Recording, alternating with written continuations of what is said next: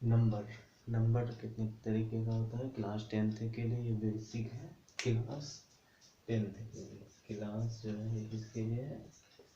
10th के लिए है। ये फार्मूला है, टोटल के टोटल क्विक रिवीजन है इस चैप्टर का।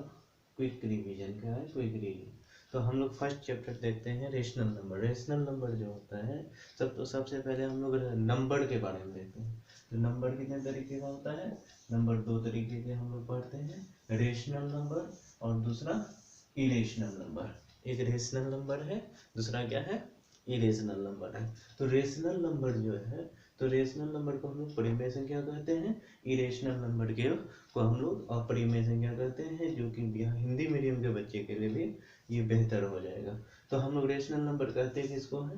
तो रेशनल नंबर कहते हैं कि जो p/q के फॉर्म में होता है उसको हम लोग रेशनल नंबर कहते हैं। p/q के फॉर्म में, जहाँ पे q का वैल्यूज जो होता है 0 के बराबर नहीं होता है। q के वैल्यूज क्या होता है?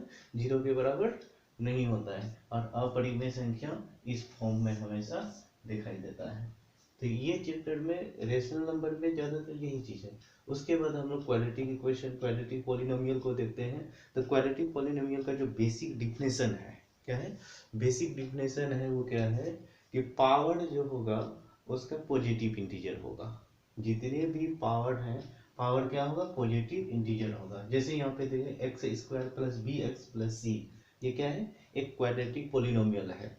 तो पॉलिनोमियल जो होता है, क्वाड्रेटिक इक्वेशन, क्वाड्रेटिक पॉलिनोमियल, यहाँ पे क्या है? Quadratic polynomial.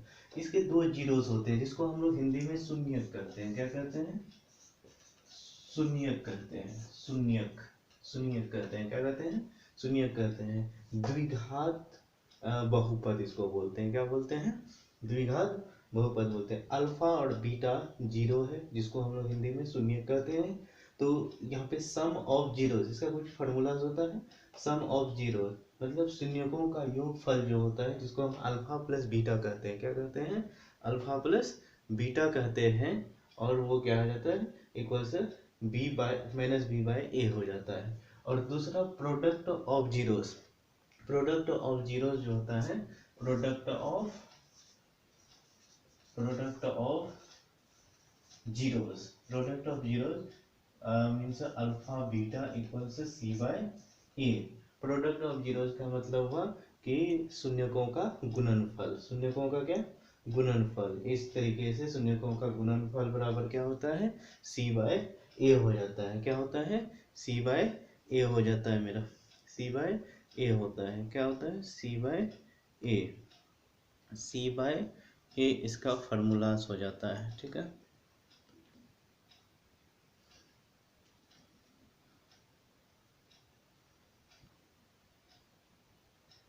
c/a आ जाता है। c/a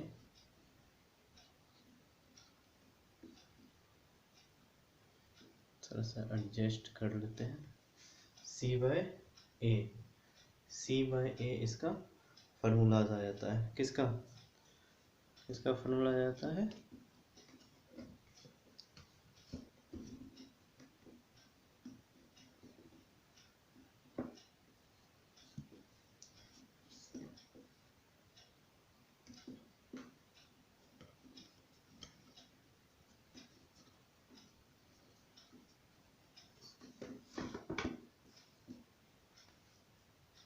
c/a। ठीक, c/a हो जाता है इसका। Product of zeros alpha plus beta, alpha into beta equals c/a। तो ये क्वाड्रेटिक इक्वेशन का बेसिक था। क्वाड्रेटिक इक्वेशन यहाँ पे क्वाड्रेटिक पॉलिनोमियल समाप्त होता है। तीसरा है लीनियर इक्वेशन। तो लीनियर इक्वेशन हम लोग बोलते हैं किसको है? सिंपली कहते हैं कि जिसका पावर क्या हो? 1 हो, उसको हम लोग लीनियर इक्वेशन कहते हैं। यहाँ पे two variable of linear equation पढ़ेंगे। तो पहला इक्वेशन हम लोग लिए हैं a1x plus b1y plus c1 equal से 0। दूसरा है यहाँ पे a2x plus b2y plus c2 equal से 0। इस तरीके से हम लोग इसको तीन कंडीशन में देखते हैं कि जैसे a1/a2 not equal to b1/b2 not equal to c1/c2। तो उसी तरीके से A1/A2 equals B1/B2 not equal to C1/C2। तीसरा कंडीशन क्या है कि इसमें सभी इक्वल है। जब कोई भी इक्वल नहीं होता है, जब कोई भी क्या होता है इक्वल नहीं होता है, तो हम उसको कहते हैं कि इसके जो दोनों लाइंस होते हैं, लाइन जैसे एक लाइन ये हो गया मान के चलिए, दूसरा लाइन जो है ये है, तो दोनों क्या कर रहा है यहाँ पे इंटरसेक्ट कर रहा है। दोनों क्या कर रहा है, तो लाइन कैसा होगा, इंटरसेक्ट करेगा, और जिसको हम लोग हिंदी में क्या कहते हैं प्रतिच्छेदी रेखा कहेंगे। इंटरसेक्टेड लाइन होगा, क्या होगा, इंटरसेक्टेड लाइन होगा, जिसको हिंदी में प्रतिच्छेदी रेखा कहते हैं। ये यूनिक सॉल्यूशन होगा, क्या होगा, यूनिक सॉल्यूशन होगा, और एक हल होगा। यूनिक सॉल्यूशन होगा जिसको हिंदी में एक हल कहते हैं, और यहाँ पे जिसको अद्वितीय हल कहेंगे। क्या कहेंगे, अद्वितीय हल, मतलब जिसका दूसरा कोई हल नहीं हो। कंसिस्टेंसी मतलब संगत होगा।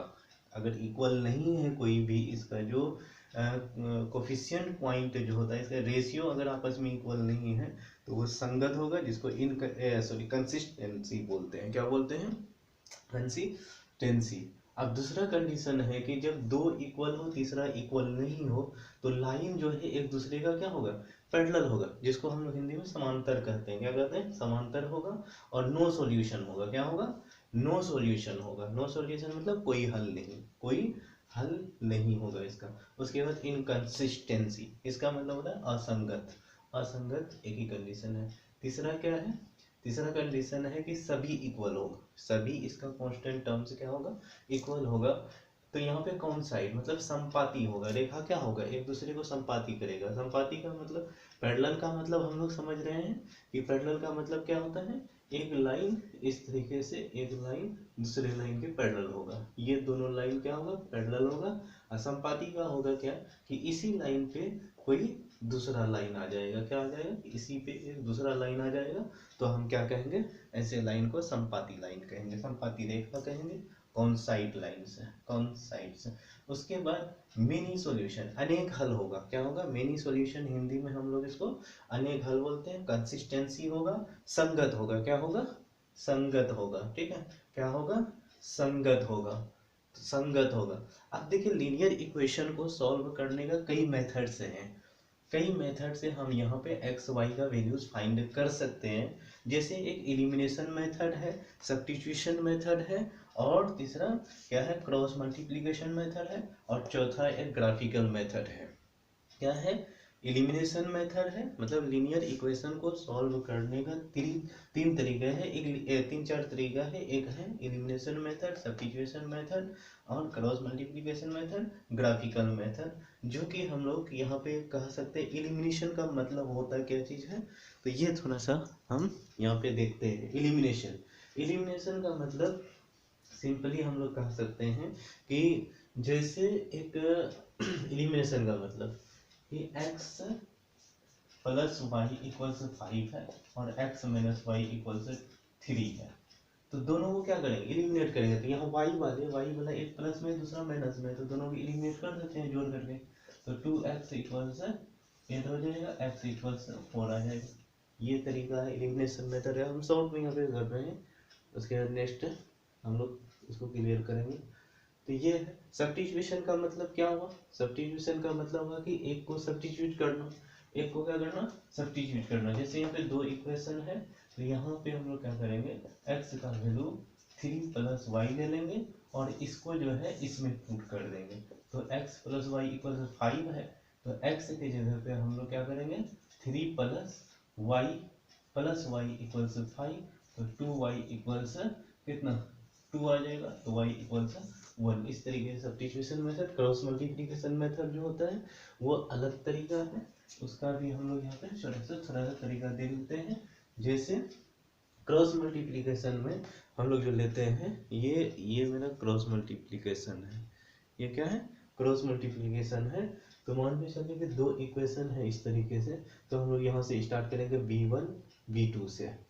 तो यहाँ पे पहले लिखेंगे हम लोग, क्या लिखेंगे, इसको x y में b1 b2 c1 c2 इसको क्रॉस करेंगे, क्रॉस मल्टीप्लिकेशन। फिर उसके बाद बराबर y bye C1 C2 A1 A2, फिर उसको इस तरीके से मल्टीप्लाई, फिर इक्वल्स 1 बाय A1 से B2 से, फिर A1 से A2 और B1 B2, इसको सॉल्व करेंगे तो हमको बीच में यहाँ पे माइनस का जैसे दिखा देते हैं। x